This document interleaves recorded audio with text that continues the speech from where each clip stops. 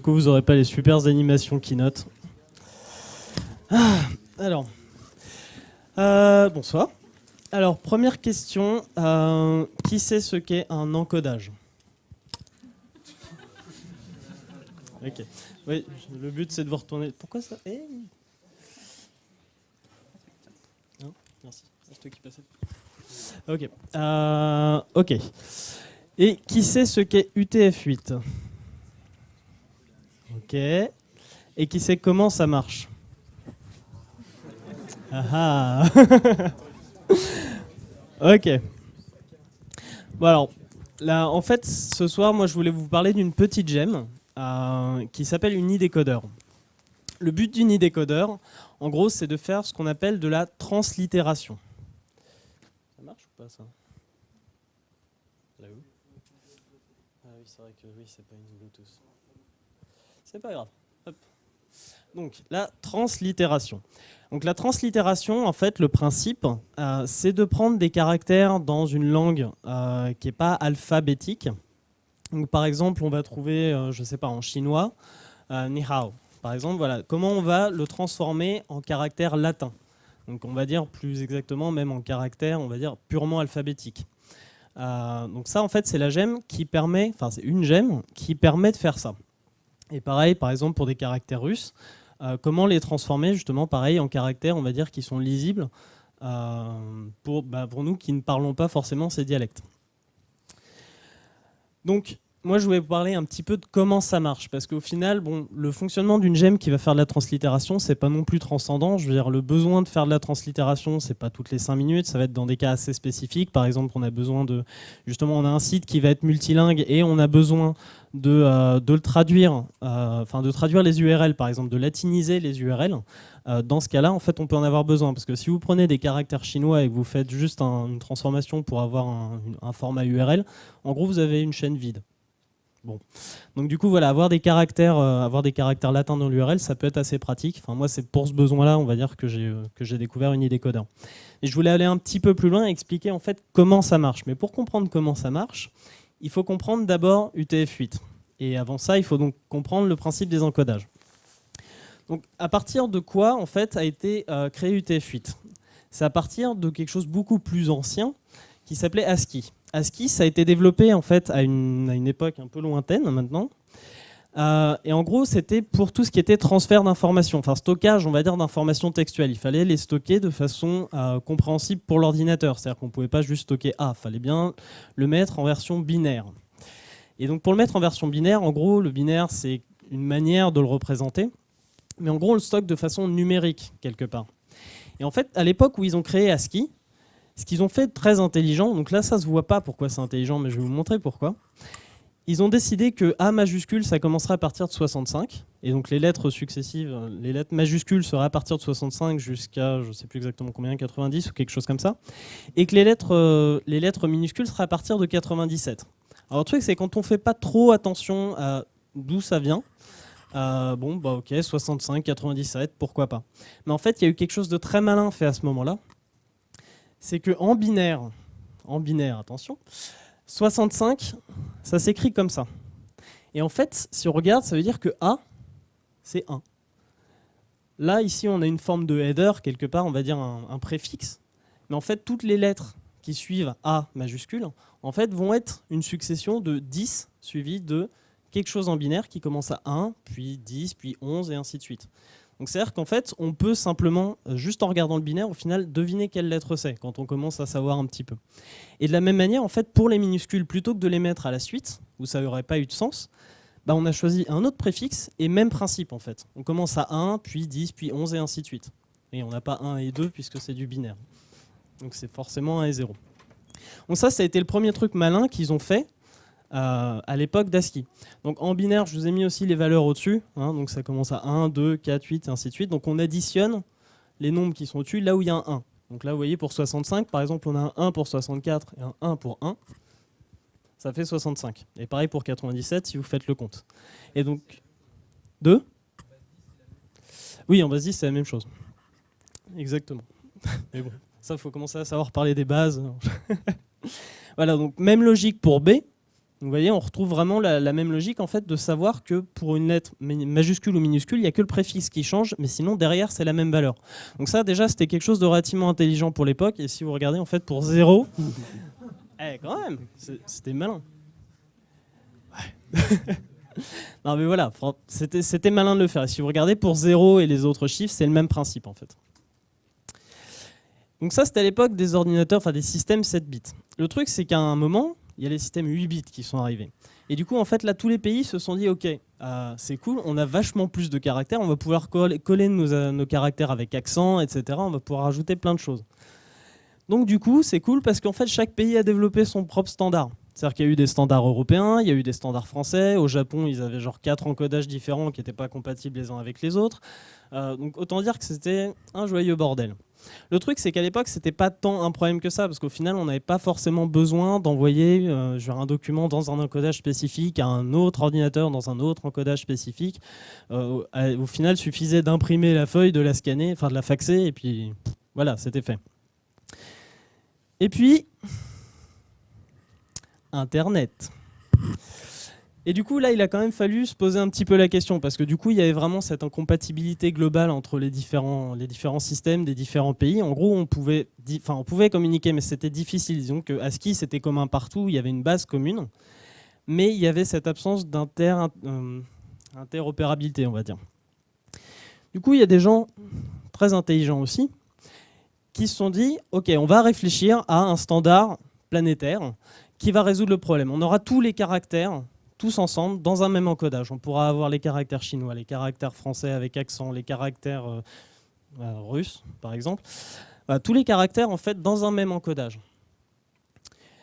Donc ça, en fait, il y avait eu plusieurs voies de réflexion. Alors on s'est dit, OK, à l'heure actuelle, donc vous voyez, avec 8 bits, c'est un octet. Voilà, un octet, en fait, octet, oct, 8, c'est pour 8 bits. Donc on s'est dit, OK, on va stocker tous les caractères, on va donner à chaque caractère un nombre, et on va le stocker sur 32 bits. Comme ça, on a de la place, parce que 32 bits, ça fait quand même beaucoup. Donc ça fait 4 octets. Et donc, en fait, on va stocker tout ça sur 32 bits. Le problème de ça, c'est que c'est une mauvaise idée. Pourquoi ? Parce que, par exemple, un mot comme café, donc là, au final, on a quoi ? On a 3 lettres normales et une lettre spéciale. Le truc, c'est que si on stocke tout sur la même taille, c'est-à-dire qu'aujourd'hui, ce mot qui, au final, fait 3 lettres normales, donc il pourrait, en ASCII pur, par exemple, prendre 3 octets, et 2, par exemple, pour celui avec accent, et encore, avec l'encodage français, ça en prenait qu'un. Là, ça va se transformer, en fait, en un truc super long, parce qu'on est obligé, en fait, de rajouter, on met tout à la même taille. C'est-à-dire que même ce qui n'a pas besoin d'être grand, on le rend grand. Pourquoi pas ? Voilà. Comme ça, au moins, tout est normalisé, tout est pareil, tout le monde est logé à la même enseigne. Donc bon, voilà, le problème, c'est que ça veut dire qu'un fichier, on va dire qu'il stockait avant le mot café sur 8, bah maintenant, il stocke sur 4 fois 32. Enfin, oui, non, il contenait sur 4 et maintenant, il fait sur 4 fois 32. Donc ça veut dire que tous les fichiers vont grossir alors qu'ils n'en avaient pas besoin. Donc ça, c'est la première mauvaise idée, parce que ça veut dire que déjà, on consomme beaucoup plus. Et en fait, l'autre mauvaise idée, c'est que tous les blocs vides, si on n'en a pas besoin, ils vont être mis à 0, parce qu'on n'a rien à mettre dedans. Le problème, c'est que pour ceux qui ont développé un petit peu en C et autres, et dans d'autres langages, en fait, le problème, c'est que 0, ça veut dire fin de chaîne de caractères. C'est-à-dire qu'on s'arrête. Donc globalement, ça veut dire que si un caractère commence par 0, bah, votre chaîne, il n'y a rien dedans. Donc ça, c'est une autre mauvaise idée. Le problème, on ne peut pas avoir d'octets qui valent 0. C'est juste pas possible parce que ça veut dire qu'on ne fonctionne pas avec les anciens systèmes. Donc ça, c'était un autre problème. Donc du coup, les mecs ont réfléchi un peu plus. Bon, alors, normalement, c'était super animé et tout, ça arrivait successivement, désolé. Donc la meilleure idée, en gros, ça a été de rester compatible avec ASCII. Donc c'est-à-dire les trucs qui tenaient sur un octet, on les garde sur un octet, ça c'est bon. Le A, il reste comme il est. Et pour tous les caractères qui ont besoin d'aller plus loin, en fait, on va créer un système avec des préfixes.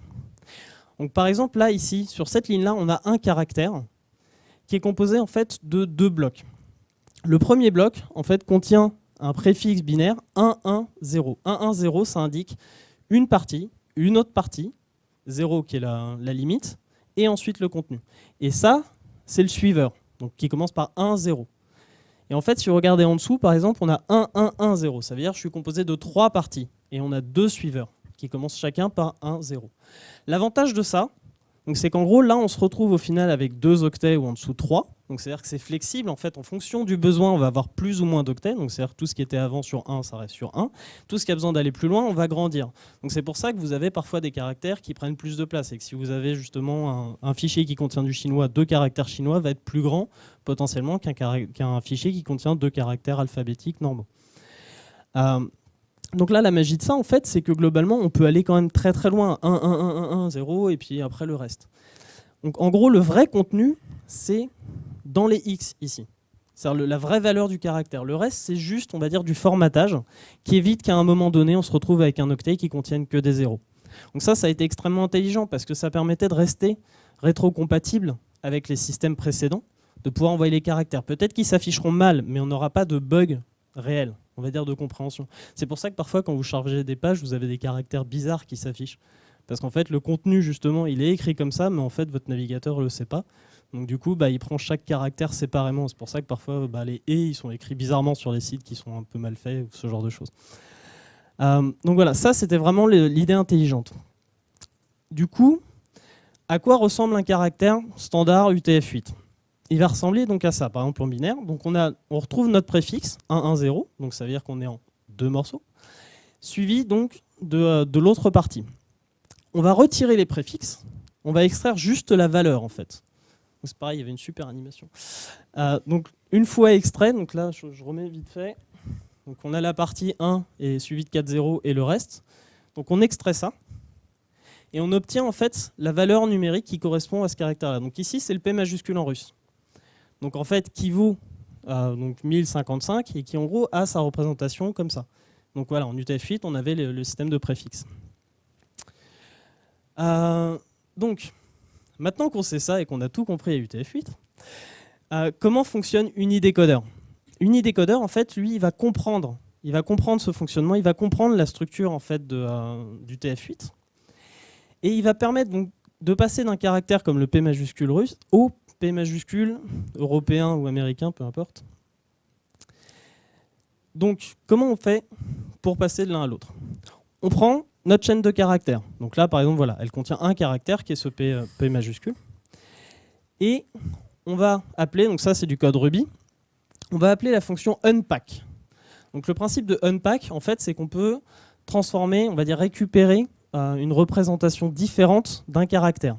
Donc on pourrait avoir, par exemple, si je remplaçais le U par un B majuscule avec une étoile derrière, on aurait la version binaire. Il y a plein d'autres moyens. Unpack, c'est une fonction assez complexe en Ruby. Je vous encourage vraiment à regarder la documentation parce qu'il y a plein d'options et ça peut vraiment être très pratique quand vous gérez des trucs binaires. Et il y a la contrepartie qui s'appelle pack qui permet de passer justement, par exemple, là, d'un tableau qui contient 1055 au P russe. En fait, c'est François. Donc du coup, voilà. Une fois qu'on a extrait ce 1055, on a cette représentation binaire. Donc là, vous voyez, on retrouve le 0 suivi de tous les 1 et le 1 suivi de 4 0. Donc ça, en gros, on a... Enfin, oui, c'est ça. Donc là, en gros, je l'ai mis sur 2 octets pour qu'on puisse bien voir. Donc il y a 2 valeurs récupérées là-dedans. Il y a la première valeur à gauche qui est 4. Donc ça, 4, en fait, ça va être le groupe du caractère. C'est-à-dire que tous les caractères en UTF-8 sont groupés. C'est-à-dire qu'on n'a pas un coup un caractère chinois suivi d'un russe, suivi de je sais pas quoi. Ils sont groupés, on va dire, par langage. Du coup... À gauche, on va récupérer le groupe. À droite, on va récupérer, dans ce groupe-là, l'endroit où on veut récupérer le caractère précis. Du coup, une fois qu'on a ces 2 informations-là, on va aller chercher donc, Unidécodeur à une liste de fichiers qui correspond à chaque groupe. Donc là, par exemple, pour le russe, c'était le groupe 4. Donc on va aller chercher en fait, un fichier qui s'appelle x04.yaml. Alors le 04, c'est de l'hexadécimal, mais on ne va pas tomber là-dedans. Voilà, et donc... Dans ce fichier 04, on a donc plein de listes de translittération, dont à un endroit, à la case 31, on a le P. Donc c'est-à-dire qu'en fait, on avait extrait tout à l'heure d'un côté 4, d'un côté 31, ici. Donc du coup, dans le fichier 4, on va chercher l'entrée 31. Et l'entrée 31, donc c'est P, donc, qui est la translittération du P russe.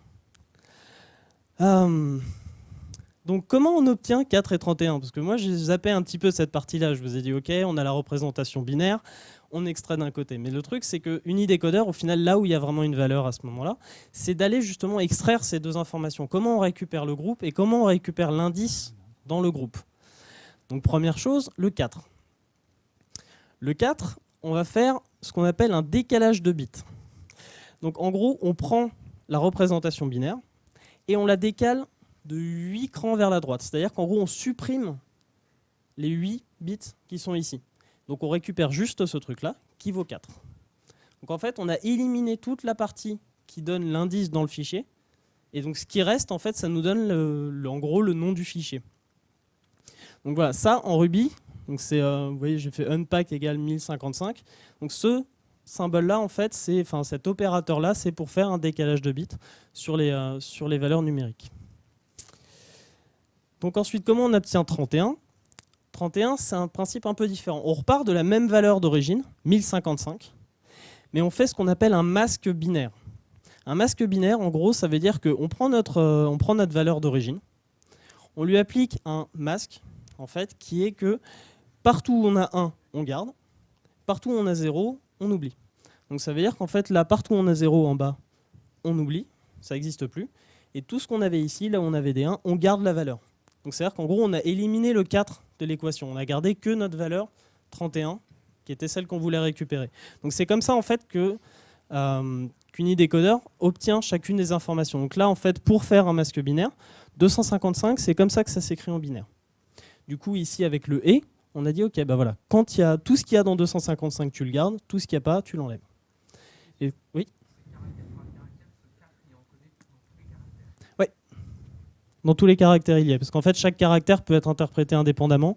Par exemple, quand tu reçois une page web, si tu ne la reçois pas d'un seul coup, tu vas recevoir potentiellement, tu pourrais recevoir caractère par caractère ou bout de caractère par bout de caractère. Et c'est ça qui est intéressant avec UTF-8, c'est que si tu reçois la moitié d'un caractère, tu sais que tu n'as pas fini de lire. Parce que tu sais que c'est en 3 morceaux, tu n'en as reçu que 2. Ok, peut-être qu'au prochain paquet, il y aura le reste. Et c'est là où justement, c'est vraiment intelligent la manière dont ça a été fait en fait. Ça vient des préfixes, voilà. Ah, ça va? Bon, c'est fini. Du coup, mon petit passage de pub, maintenant que j'ai du temps de cerveau disponible. Avec un cofondateur, j'ai cofondé la société Teensy. En gros, on fait du service, majoritairement du développement web ou du développement logiciel. On est à la fois sur les technos Ruby on Rails et .NET. On fait aussi de l'accompagnement et de la formation avec des partenaires comme Human Coders ou récemment Le Wagon, dont il y a certains élèves dans la salle. Voilà, et en gros, on a une bonne expertise sur le binaire. On a une bonne expertise sur Ruby on Rails, sur .NET, etc. Et on est, venez me voir si vous avez besoin de développement ou d'accompagnement. On est ouvert. Les petites ressources utiles, donc ça, une grosse partie du talk est basée sur une vidéo en fait qui explique d'où vient UTF-8, en gros qui redit la même chose que moi, mais en anglais. Et là j'ai UniDecoder et en bas mes slides, si vous voulez les retrouver. De toute façon je les posterai sur le Meetup et sur Twitter, etc. Et merci.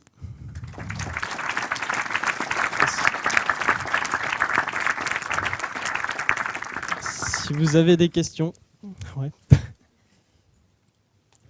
Faites passer le micro par là-bas, s'il vous plaît. Merci. Okay. Moi, j'ai une question du coup sur la transcription du caractère par rapport à son groupe. Parce que du coup, avec l'exemple de l'alphabet cyrillique ou l'alphabet grec, on peut avoir la transcription dans l'alphabet latin. Du coup, ils ont fait ils ont prévu, quand ils ont voulu faire les alphabets, de le faire pour correspondre. C'est ça? Alors, non, ça n'a pas été fait pour. D'accord. Ça n'a pas été fait pour. En fait, dans la gemme UniDecoder, il y a tous les fichiers de translittération. C'est-à-dire qu'en fait, en gros, ça va de X00 à XFF. Donc, il y a beaucoup de fichiers, en fait. Et pour chaque groupe, il y a la liste des translittérations correspondantes, en fait. Et du coup, la suite de ma question, c'était pour les alphabets qui sont plutôt idéogrammes comme chinois ou japonais, ils gèrent ça aussi Pareil. Genre pour Ni Hao, il va vraiment faire Ni Hao avec l'alphabet latin. En fait, il y a 2 morceaux, justement, pour chaque caractère qui compose Ni Hao. En fait, il y a un Ni et un Hao. Du coup, il vient avec la gemme avec une grosse base ouais. un dictionnaire. En fait, il n'y en a pas tant que ça, mais il y en a quand même une bonne liste, quoi. En fait, c'est une liste de fichiers YAML et ils sont loadés au besoin. C'est-à-dire qu'il va pas charger le groupe russe si on traduit du chinois et vice-versa. Ok, bah non mais c'est intéressant par exemple en chinois pour mettre directement en pinyin la notation avec les caractères latins. Ouais. Cool, merci pour le talk. Merci. J'ai une autre petite question, slash remarque plutôt. C'est en fait, on peut mettre en relation ces dictionnaires spécialisés par langue avec un truc un peu plus général qui est l'encodage de Huffman, qui est utilisé pour comprimer les fichiers. Dans ce cas, en fait, le dictionnaire qui est utilisé pour réduire la taille des bits est généré par le fichier lui-même. Et là, ce qui est intelligent, c'est qu'ils ont effectivement un dictionnaire par langue. Mais c'est le même principe, donc je pense que c'est intéressant. Et si vous voulez regarder l'encodage de Huffman, c'est très joli. Et puis même algorithmiquement, c'est aussi intéressant. Enfin, je ne sais pas s'il y a surtout en fonctionnel. ou vous avez vu, mais effectivement, c'est assez intéressant. Oui.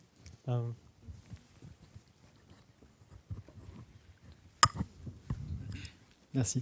Non, je pensais aux caractères chinois et aux caractères japonais aussi, parce que il y a des caractères japonais qui se retrouvent dans le chinois, enfin, et vice-versa. Et je voulais savoir, est-ce que le programme arrive à faire la différence, justement ? Alors en fait, le truc, c'est qu'il fait la différence en fonction du caractère utilisé. Parce que, en gros, si par exemple, tu reçois, on va dire, la version du caractère côté chinois, elle n'est pas au même numéro que le caractère japonais. Donc du coup, en fonction du caractère que tu as, c'est pas à partir de la forme, en fait, c'est à partir de sa valeur numérique UTF-8. Donc du coup, ça dépend d'où il vient, en fait. Mais si tu es dans un contexte chinois, en théorie, ils ont utilisé la valeur chinoise. Du coup, tu auras la translittération qui correspond à ce caractère chinois et pas la version japonaise si elle est différente. Après, il y a peut-être un copier-coller dans un fichier s'ils le traduisent pareil, mais disons que c'est deux caractères vraiment différents. Merci. Je pense. Bonsoir. Alors, Bonsoir. je veux juste pas péter l'ambiance. J'ai juste pas compris en fait les applications de la gemme. Tout simplement, hein, on prend l'exemple du russe. Ouais. Le russe, on lui encode son texte en latin. Il sait pas lire le latin, éventuellement. Donc pour lui, ça a aucun intérêt, étant donné que de toute manière, la chaîne, on a rendu quelque chose qui était lisible en illisible. Et pour nous, personnellement, le russe, si vous traduisez chacune des lettres, je saurais pas mieux le lire. Donc du coup, je vois pas les applications concrètes, à part éventuellement pour slugger des identifiants ou des noms, des titres d'articles de blog. Mais à part dans les URL, je vois pas d'application concrète. Est-ce que vous en avez trouvé ? Alors, d'applications concrètes en dehors des URL, je te dirais non, dans le sens où j'ai pas eu ce besoin, effectivement. Après, disons que un avantage que tu peux trouver, c'est déjà ne serait-ce que savoir comment ça se prononce. Parce qu'en fait, c'est vraiment... Par exemple, là, on prenait Ni hao ou Privet. Ça se lit, on va dire... tu lis ok, tu vas peut-être dire Privet ou Ni hao, mais globalement, tu n'es pas très éloigné de la prononciation, en fait. Après, effectivement, c'est vrai qu'une application réellement concrète de ça en dehors des URL, voilà, c'est vrai que... Il y en a dans les moteurs de base de données, en fait. C'est Par utile pour eux pour faire des comparaisons, des trucs comme ça. Oui, effectivement, oui. Sur plein d'applications, les Soundslack, les machins, les trucs. Pour une DB, c'est très intéressant. Oui, UTF-8 a son système de compression built-in, en fait, et justement, les DB, elles utilisent vachement ça. Voilà. Éventuellement, si je recherche un caractère chinois, par exemple, dans une base de données qui est en chinois, je peux le faire directement aussi faire les mêmes comparaisons sur la translittération. Tu peux faire pas mal de trucs comme ça, et tu peux aussi indexer un petit peu mieux. Puisque du coup, ça n'a pas d'intérêt si tu as un dictionnaire chinois de 1000 entrées et que tu vas le couper en 1000 catégories. Alors que toi, tu as un dictionnaire français de 1000 entrées, tu vas le découper en 26 catégories. Et donc, tu as des utilités comme ça. Merci. J'ai encore 3 questions. Ouais, c'était une petite question. Donc là, on a vu avec la gemme, on peut très facilement passer du russe ou du chinois vers une chaîne en latin. Est-ce que c'est possible de faire l'inverse, en fait, de générer du... Sur le principe, oui, parce qu'en fait, au final, alors ça va être plus compliqué parce que de mémoire, la gemme le fait pas, mais à partir des données de la gemme, ça reste possible. Parce que par exemple, le souci que tu vas avoir, c'est qu'il va falloir préciser dans quel groupe tu vas vouloir le traduire. Parce que par exemple, si tu as la même, tu vois, le P majuscule peut correspondre à plusieurs P dans différentes langues. Donc le problème, c'est comment tu vas dire je veux mon P, par exemple, justement en russe ou dans une autre langue qui a aussi un P. Ça, tu vas être obligé de lui préciser, en fait. Alors après, bon, voilà, c'est... disons que dans l'absolu, oui, c'est possible, puisqu'au final, c'est un dictionnaire à 2 sens. Et une fois que tu as compris le principe du TF8, tu sais dans quel groupe tu veux aller. Donc après, tu recherches ton P où est-ce qu'il est dans ce groupe-là, et après, tu recomposes le caractère UTF-8. Donc c'est faisable. Je ne dis pas que c'est forcément pratique ou facile, mais c'est réalisable. J'ai une question par là. Moi, c'était une toute petite question. Est-ce que tu connais la méthode iconv? Oui, mais je m'en suis pas servi. D'accord. Parce qu'en fait, juste, peut-être que tu peux m'aider, c'est que j'avais été confrontée à un problème. En fait, avec une application Rails, on exportait un fichier en Excel, par exemple, on le testait sur Mac, et lorsqu'on l'envoyait à quelqu'un qui était sous Windows, il avait des caractères un peu bizarres. Ouais. Et donc, du coup, on devait utiliser, nous, iconv, parce qu'en fait, la majeure partie des utilisateurs avaient des PC et non pas des Mac. Oui. Donc, je sais pas si... Sylvain a probablement une réponse. J'en ai fait plein. Excel, c'est de l'UTF-16LE déjà. Et puis en fonction de la version, si c'est en Excel américain ou français, tu n'as pas les mêmes données dedans. Donc c'est super fun. iconv, c'est vous aimez vous connaissez grâce à GetText mon amour pour les vieux binaires Unix qui existent depuis les années 70. Donc iconv, c'est un binaire Unix. Tu as des bibliothèques dans plein de langages qui font du iconv, donc c'est PHP, machin, tout ça, et qui ont une performance qui déchire, parce que c'est du call system et tout, c'est vraiment génial. Depuis Ruby 2, c'est déprécié. Moi, depuis Ruby 1.9, je crois. Donc tu peux plus faire de iconv en Ruby, ce qui est un peu chiant. Et donc je te recommande dans ce cas-là d'utiliser Sherlock Holmes, comme Sherlock Holmes, mais avec char devant, pour découvrir les encodages des autres, et puis ensuite pour sortir l'encodage que tu veux. Les dernières versions de Ruby, ça font ça très très bien. Voilà. UTF-16LE. Merci. Moi, c'est juste une petite curiosité. Est-ce que ça fonctionne Est-ce que ça aide, par exemple, pour les sous-titrages de films? Parce que j'ai un jeune ami qui passe de temps en temps chez moi, donc il va sur un site marocain. Donc il me télécharge un film, par exemple, en anglais. Donc je suis française, moi l'anglais ça fait 2. Et le sous-titrage est en arabe. Donc il va sur un autre site. Il fait un copier-coller du truc, enfin, je ne sais pas trop comment il fait.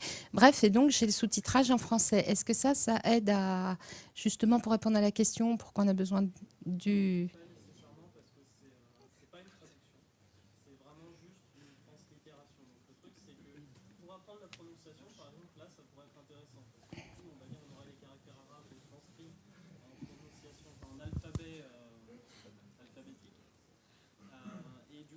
Ça pourrait permettre de pouvoir lire à peu près à quoi ressemblent les mots, mais ça ne permettra pas de les traduire. Ah oui, d'accord.